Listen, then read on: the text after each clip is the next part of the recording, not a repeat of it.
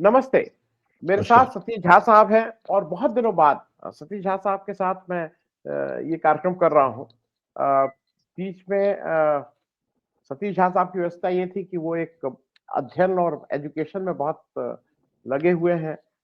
हिंदुस्तान में इस समय बहुत से बच्चों को, बहुत से स्कूलों को वो डायरेक्टली इन्वॉल्व हो गए हैं। उनकी व्यस्तता बहुत बढ़ गई थी। थोड़ा मैं भी इलेक्शन की वजह से वो हो गया था। लेकिन हम लोगों की जब बात हुई तो ऐसा लगा कि मूल बातों को सतीश साहब से समझना और उनके रिएक्शन लेना शायद दर्शकों के लिए आवश्यक है। मुझे भी समझने में आसानी होती है। सतीश भाई, अब सबसे पहली बात तो ये कि हिंदुस्तान के जो 5 इलेक्शन हो रहे हैं, मैं सीधे विषय पे आ जा रहा हूँ बिना किसी जी, भूमिका के।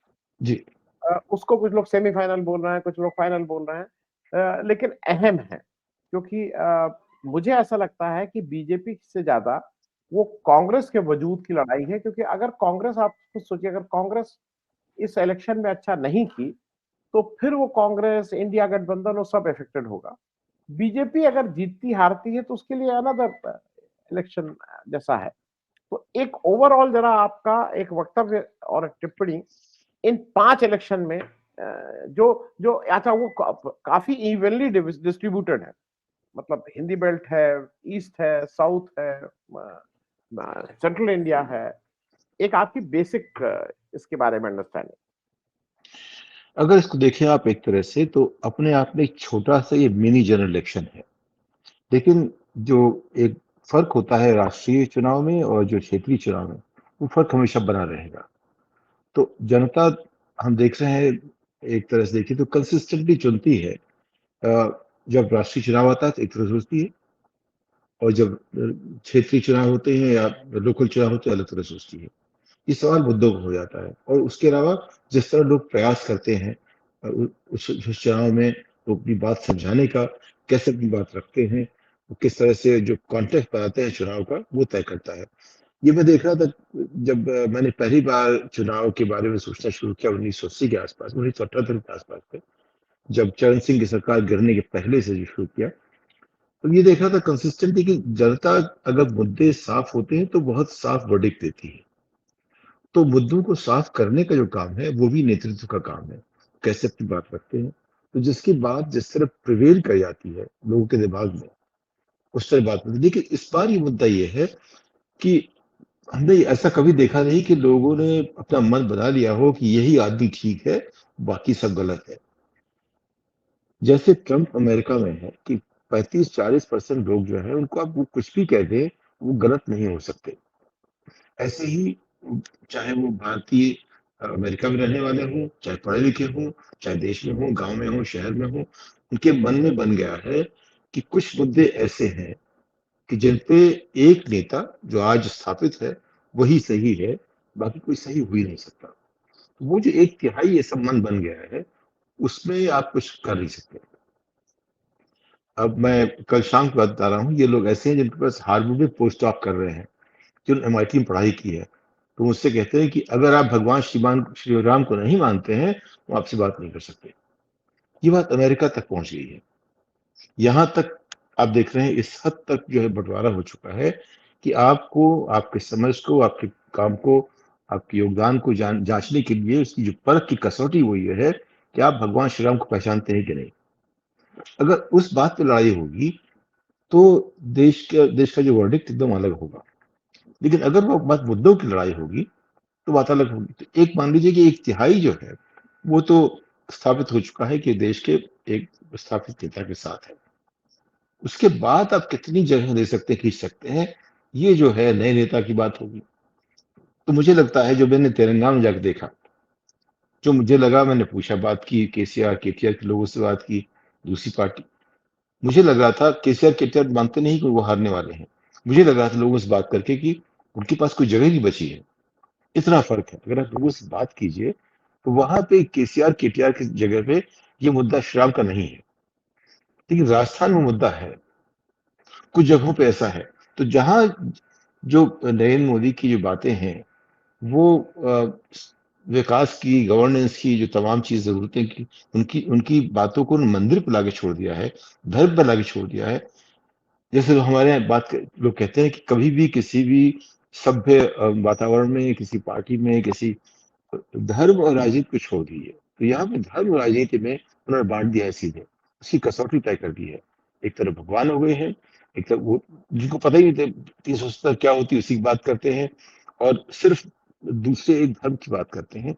जब वहां ऐसी बात होगी, एक तिहाई तो उनके हैं, उसमें आप कुछ नहीं कर सकते। लेकिन इलेक्शन जीत जाता है एक वोट से, वहां पे अगर अगर आप जो राहुल गांधी की जो उनकी अब छवि बनी है इन सभी इलाकों में, खासकर तेलंगाना में अच्छी है, तो मुझे लगता है तेलंगाना में उनको आना चाहिए। उन्होंने खुद ही कहा था कि राजस्थान में कुछ इफी सा है, वो पता नहीं ऐसा कहा क्यों। वो जो उनकी अंदरूनी जो राजनीति है, शायद उस पर उनको खुद भी शक था। लेकिन अगर आप देखिए किस तरह से लोग देख रहे हैं, तब तो अशोक गहलोत को चलना चाहिए। लेकिन अगर अंदरूनी राजनीति में गड़बड़ है, लोग एक दूसरे को काट रहे हैं अंदर से, उसका इलाज पार्टी के पास ही होगा, वो हम आप नहीं कर सकते। तो मुझे लग रहा है कि एक तो पहली बात, ये एक तरह से मिनी जनरल इलेक्शन है, लेकिन इस कैवियट के साथ कि क्षेत्रीय मुद्दे अलग होते हैं राष्ट्रीय मुद्दों से। तो इसका जो वर्डिक्ट है उससे साफ नहीं होगा कि यही हमारे जो मुख्य जनरल इलेक्शन में ऐसा ही होगा कि नहीं होगा।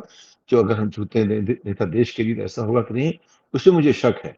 लेकिन ये बात सही है कि हवा जो आज के स्थापित नेता है उनसे अलग हो चली है। मैं एक मैं एक बहुत बेसिक चीज और चेंज देख रहा हूं कि कांग्रेस अब अपने जो राजकीय उनका मतलब राज्य स्तर के जो उनका नेतृत्व है उस पर डिपेंडेंट है, और जबकि बीजेपी पूरी तरह से केंद्रीय नेतृत्व मोदी जी पे डिपेंडेंट है। ये बिल्कुल उलट है। एक समय में इंदिरा जी के समय में इंदिरा जी ही ताकत होती थी, उन्हीं पे वोट मिलते थे। अब अगर आप देखिए तो अशोक गहलोत राजस्थान, कमलनाथ मध्य प्रदेश, बघेल साहब छत्तीसगढ़, रेवंत रेड्डी तेलंगाना, लाल स्वाता मिजोरम, इन लोगों को सामने रख के और इनकी ताकत पे कांग्रेस लड़ रही है। और इधर अगर आप देखिए तो यहाँ केवल मोदी जी और मोदी ही जी हैं। मैं थोड़ा इस पे भी एक छोटी टिप्पणी चाहूंगा कि ये जो रिवर्सल ऑफ रोल हो गया है, जहां पे केंद्रीय छत्र पे हमारे क्षेत्रीय छत्र कांग्रेस के लिए ज्यादा इंपॉर्टेंट हो गए हैं बनस्पत केंद्रीय लीडरशिप। मेरा मानना है कि राहुल गांधी कांग्रेस वो इंदिरा गांधी कांग्रेस से बहुत अलग होगी। इंदिरा गांधी में सत्ता के केंद्रीकरण की जो एक प्रवृत्ति थी, उनको मालूम था कि लोगों में इतनी क्षमता नहीं खुद सोच सके अपने लिए। राहुल गांधी मानते हैं कि जितने भी लोग उनके थे आसपास, जिनमें स्वार्थ के लिए राजनीति जिन्होंने की थी, उनको उन्होंने छांट दिया। उनकी जो पहली जो पौध थी, जो 4-5 जो जवानों के आसपास, उन सबको उन्होंने निकाल दिया। सिर्फ इसलिए उनका मानना था कि ये राजनीति एक आदर्श के लिए नहीं कर रहे हैं। उनके लिए ये एक चीज मैंने देखी है कि आप राजनीति आदर्श के लिए कर रहे हैं या नहीं, उनकी नजर में आप कर रहे हो नहीं, उनको मानना चाहिए कि आपकी राजनीति में स्वार्थ नहीं है, आदर्श ज्यादा बड़ा है, तभी वो आपको मानते हैं।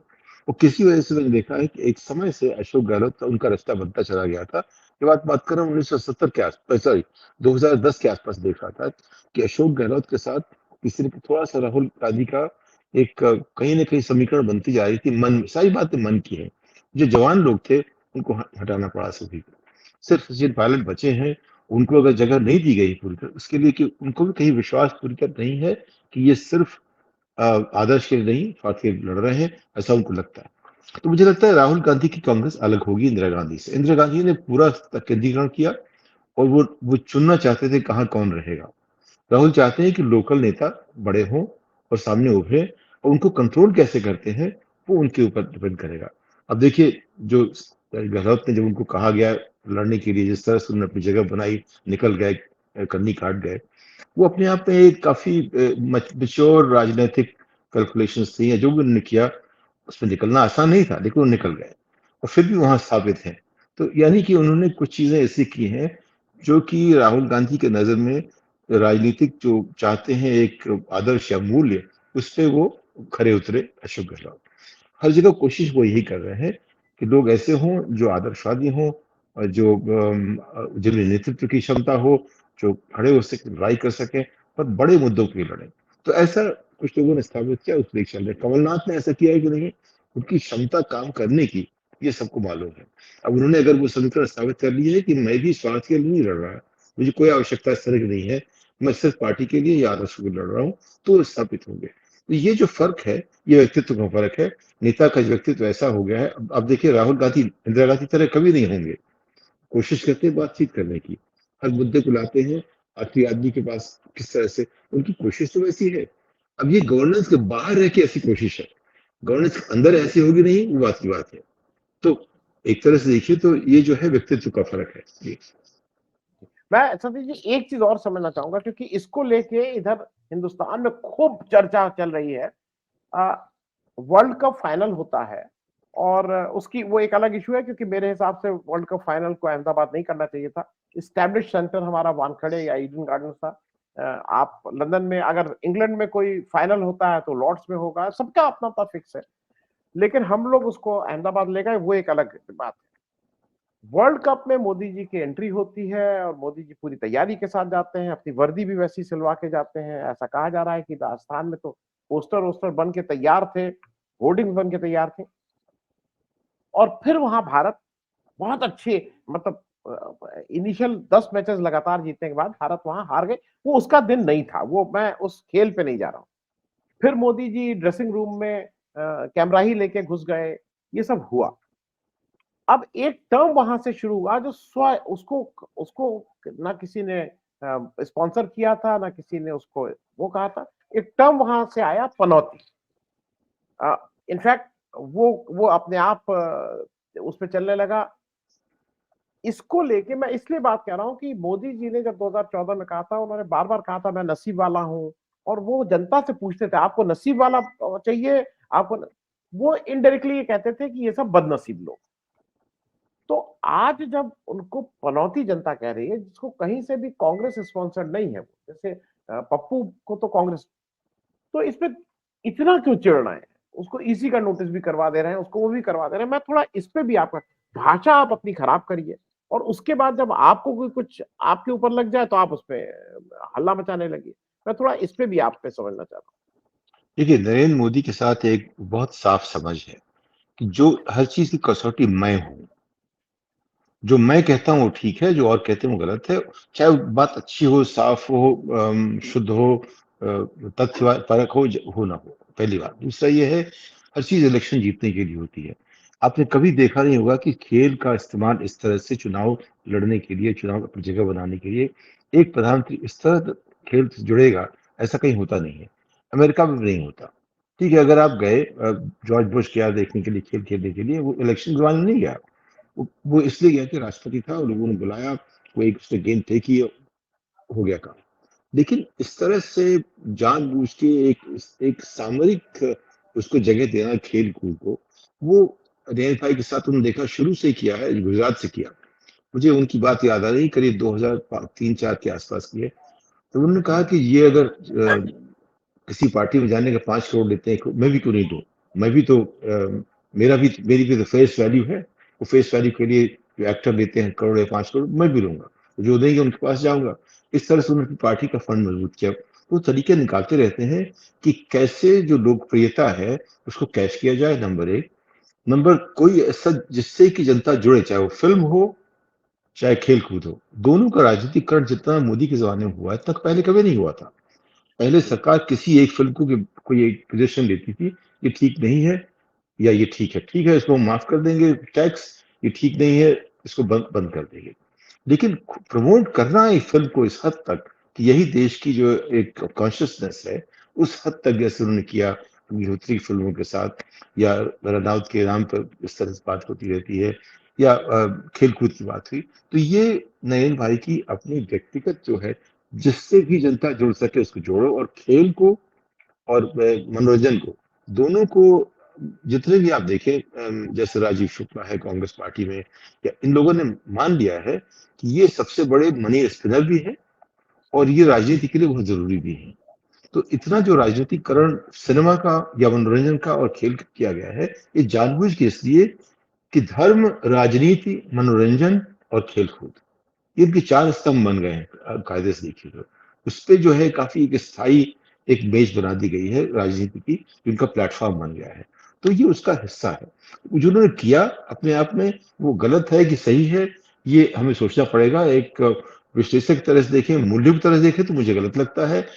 अगर आप उसको स्ट्रैटेजी की तरह देखें दूसरी पार्टी की, तो क्या कह सकते हैं उस पर? आप उस पर कह सकते हैं कि उन्होंने स्ट्रैटेजी बनाई, देश के लिए ठीक नहीं है। लेकिन पॉलिटिक्स के लिए उनके लिए ठीक हो सकता है, लेकिन देश के लिए ठीक नहीं है। देश के लिए वाकई ठीक नहीं है। अगर आप खेल को राजनीतिक करेंगे तो खेल कहाँ खेल रह गया। अगर आप मनोरंजन राजनीति कर देंगे तो फिर वो मनोरंजन कहाँ रहेगा? तो चीजें तो होती हैं। हिटलर के जमाने में चार्ली चैपलिन ने कुछ किया, वो एक क्रिएटिवली किया गया, स्टेट स्पॉन्सर नहीं था। तो चीजें कई बार होती है कि उनकी मान्यता जो है इस पे होती है कि उसको स्पॉन्सर कौन कर रहा है, उनके पीछे कौन है, कि मंतव्य क्या है। उस तरह देखें तो इसमें जो चीज उन्होंने अपने आप से प्लान की थी, उनकी योजना थी कि वर्ल्ड कप को जैसे कहते हैं ना, हमारा अश्वमेध यज्ञ हमने जीत लिया, उस तरह की जो बात थी, तमाम देशों को जीत कर चले आ रहे हैं। अब देखा होगा मोदी का शुरू से रहा है कि मैं विश्व विजयी हूँ, जी वो डंका पीटने की जो बात है, इससे वो साबित कर रहे हैं हम वर्ल्ड कप जीत के आए हैं, ये मेरे नेतृत्व में ही संभव था, जबकि 2 बार पहले हो चुका है, हाँ लेकिन उसका जिक्र नहीं होगा। तो वो जितनी पहले की जो उपलब्धियां हैं उन सबको गौण कर देते हैं, और अपनी जो उपलब्धियां हैं उनके जमाने की, उनकी नहीं है ये, लेकिन उनको इस तरह उछालते हैं, जैसे राहुल गांधी ने कई बार कहा है कि आप जो है दूसरों की कमाई को अपना बना लेते हो, उसमें वो काफी माहिर है। देखिए उनकी सबसे बड़ी जो जो उनका गुण है वो ये है, करिस्मेटिक है अपने आप में व्यक्तित्व की तरह से, और उनको अपनी बात रखने का जो उनका एक अंदाज है लोगों के सामने, वोटर के सामने, उसमें कोई दूसरा नेता खड़ा नहीं हुआ था। राहुल गांधी जी ने वो जगह थोड़ी सी ले ली है। ठीक ये 3 ठीक चीजें हैं। जी। ठीक। मैं सुनील जी एक अंतिम प्रश्न और थोड़ी छोटी टिप्पणी। आ, देखिए जो बाकी चीजें वो मेजरेबल, हिंदुस्तान का अच्छा या बुरा हो रहा है, हिंदुस्तान 5 ट्रिलियन की इकोनॉमी बनेगा, हिंदुस्तान का पर कैपिटा कम हो गया, सारी चीजें मेजरेबल है। चाइना ने हिंदुस्तान का इतना हिस्सा कब्जा कर लिया, हम क्या किए, ये सब ठीक ठीक है। लेकिन मुझे दो तीन चीजें ऐसी हैं जिसको मेजर करना मुश्किल है। अ, वो शायद लॉन्ग टर्म इफेक्टेड है। मैं भारत की जो अंतरराष्ट्रीय नीति है, डिप्लोमेसी वाला पार्ट है, उसमें दो तीन चीजें करूंगा और एक उसको सम अप आप कर दीजिएगा। इजराइल और हमास का एक अपना युद्ध चल रहा है, युद्ध नहीं होना चाहिए। जो हमास जैसा काम कर रहा था वही काम इजराइल भी कर रहा है, उसमें कौन ज्यादा कर रहा है कौन कम कर रहा है ये बड़ा मुश्किल है कहना। अब इजराइल जो है वो 2008 में, आज से 15 साल पहले जो बम्बई अटैक हुआ था, उसमें एलईटी को, लश्कर ए तौयबा को 15 साल लगे इजराइल को उसको आतंकवादी संगठन घोषित करने में। It took 15 years. अब वो अभी करके चाहता है कि हिंदुस्तान हमास को तुरंत कर दे। एक तो मैं ये, दूसरा कतर में जिस तरह से हमारे 8 पूर्व नौसेना के जो लोग थे उनको मृत्यु दंड दिया गया है और उनके ऊपर चार्जेस ये हैं कि वो इजराइल के लिए स्पाई गिरी कर रहे थे, वो एक इशू। और तीसरा, यूएसए के पुन्नू जी, उनका यूएसए का कहना है कि इनके ऊपर मतलब मारने के लिए हमला हुआ और उसमें भारत के लोग इन्वॉल्व थे, और निज्जर वाला मामला कनाडा में चल ही रहा है। ये मुझे, मैं आपसे एक बहुत छोटी टिप्पणी, ये लॉसेस को जरा समझना मुश्किल होगा, लेकिन ये लॉन्ग टर्म कहीं ना कहीं हमारे रिलेशंस को इफेक्ट करते हैं। एक आपका इससे समझिए, छोटी टिप्पणी। जहाँ तक इज़राइल की बात है, कुछ समय पहले तक इज़राइल हम जा नहीं सकते अपना पासपोर्ट लेकर, करीब 20 एक साल पहले तक। संबंध सुधरना शुरू हुआ, लोगों ने कहा कि रियल पॉलिटिक होनी चाहिए, हम सिर्फ आदर्शों पे नहीं चल सकते। कि जो देखिए इज़राइल का मतलब क्या है, आप हमारे घर आए और फिर धीरे-धीरे आपने हमें घर से निकाल दिया।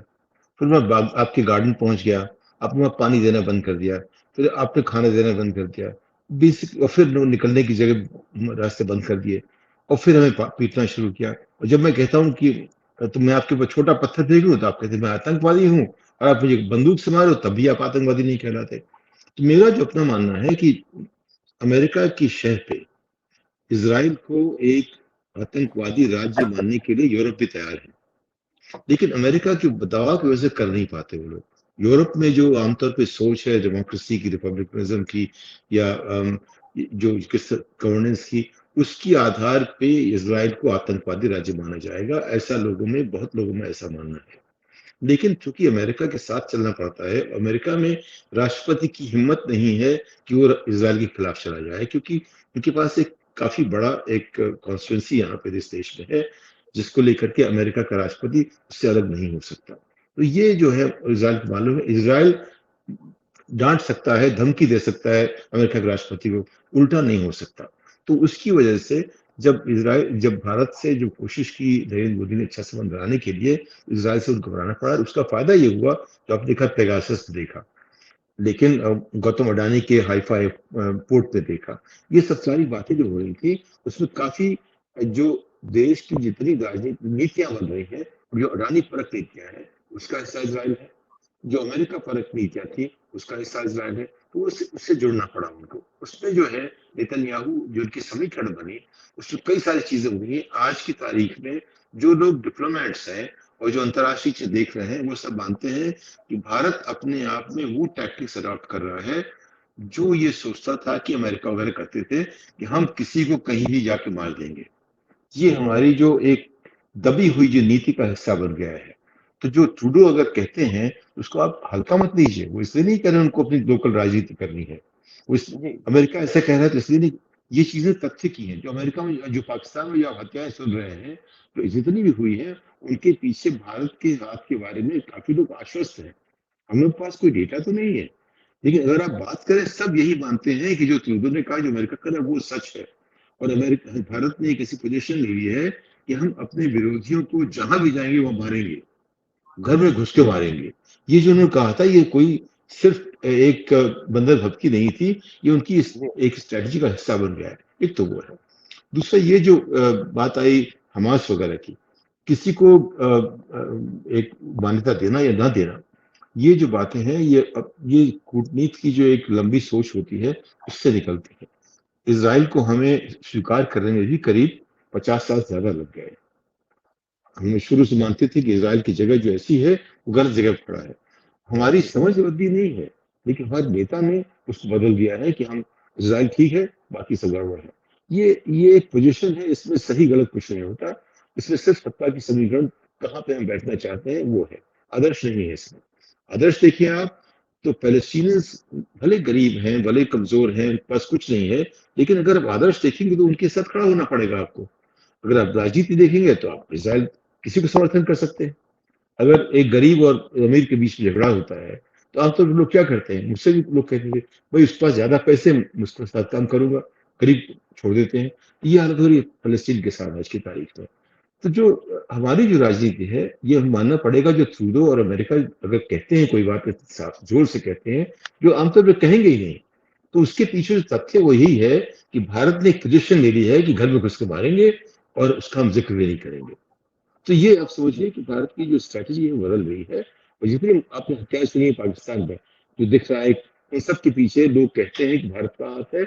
उसको अच्छा कहें बुरा कहें बात अलग है, लेकिन राजनीति और डिप्लोमेसी के नाम को कभी स्वीकार नहीं करेंगे। ये सब क्लैंडस्टाइन ऑपरेशन है। अब देखिए, जो कोवर्ट ऑपरेशन सीआईए ने बहुत किए, लेकिन सीआईए ने तभी माना कि क्यूबा में 22 बार उन्होंने कोशिश की उसको कास्ट्रो को मारने की, नहीं मार पाए। तो सीआईए के जो उसका मैंडेट ही कोवर्ट ऑपरेशन का है, अमेरिका की तरफ से। लेकिन जो नॉन सीआईए उसके बजट वगैरह पे ज्यादा बहस नहीं हो सकती। उन्होंने ऐसे रूल बनाया कि उसको अगर किसी किसी आदमी को कह दीजिए सीआईए का, तो आपको 20 साल की जेल हो जाएगी। उन्होंने उसको कोर्ट ऑपरेशन का हिस्सा बना दिया। अगर उससे हम सबक लेकर के अपने यहाँ, उसको हम क्या कहते हैं, जो सेंट्रल इन्वेस्टिगेशन एजेंसी नहीं है, राष्ट्रीय इन्वेस्टिगेशन एजेंसी है। तो क्या एनआईए सिर्फ देश के लिए है, या एनआईए का काम दुनिया भर का देखना है? लेकिन एक जगह कहीं पे हमारी नीतियां बदल गई हैं, जहां हम चाहते हैं, दिखाना चाहते हैं कि हम आप जहां भी रहेंगे, आपके आप घर में घुस को आपको मारेंगे।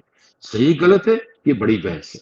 मेरे हिसाब से अगर हम देश में, जैसे कि कई राज्य हमारे यहाँ, मेरा मानना है कि देश में आज की तारीख में लॉलेसनेस इस हद पर है, इस तक है कि एग्जीक्यूटिव को ऑर्डर दे और लॉ उसको मानता चला जाए, उसको उस पर सवाल खड़ा न होने दे, उसको हम लॉलेसनेस कहते हैं। क्योंकि हर एग्जीक्यूटिव ऑर्डर जुडिशियल होना चाहिए, और उसमें इंडिपेंडेंट जुडिशरी की जरूरत पड़ती है। अगर एग्जीक्यूटिव जुडिशरी एक ही होगी तो लॉलेसनेस कहना पड़ेगा हमें, एक तरह से देखिए। तो वही स्थिति यहाँ भी आ रही है कि अंतर्राष्ट्रीय माहौल में भी क्या हम वैसा ही करेंगे जैसा बुलडोजर वाला कर रहे हैं। तो जो उसमें एक टेंडेंसी जो है, हम बुलडोजर चलाएंगे, हम आपको जहां जाए वहां मारेंगे। ये जो आप कहें, जो गवर्नेंस की हम बात करते थे, कानून की बात करते थे, ट्रांसपेरेंसी बात करते थे, उससे अलग क्लैंडस्टाइन और कोवर्ट ऑपरेशंस की, और एग्जीक्यूटिव सुप्रीम लॉलेसनेस उसको हम कहते हैं, वो जो रास्ता निकल रहा है, उस पर सोचने की जरूरत पड़ेगी हमें, क्योंकि ये बहुत खतरनाक ट्रेंड अपने आप में है। जी जी, हाँ जी। बहुत बहुत धन्यवाद सतीश भाई, इस चर्चा को करने के लिए। हम लोग कोशिश करेंगे कि हफ्ते में एक दिन आप समय निकालिए और इसको जी, कम से कम बिल्कुल। वीकली राउंड अप एक करते रहा जाए। जी, थैंक यू जब सो भी मच, बहुत बहुत हम लोग धन्यवाद। मुद्दे बना के इस तरह करेंगे। जी, बिल्कुल। नमस्कार। Thank you. Thank you.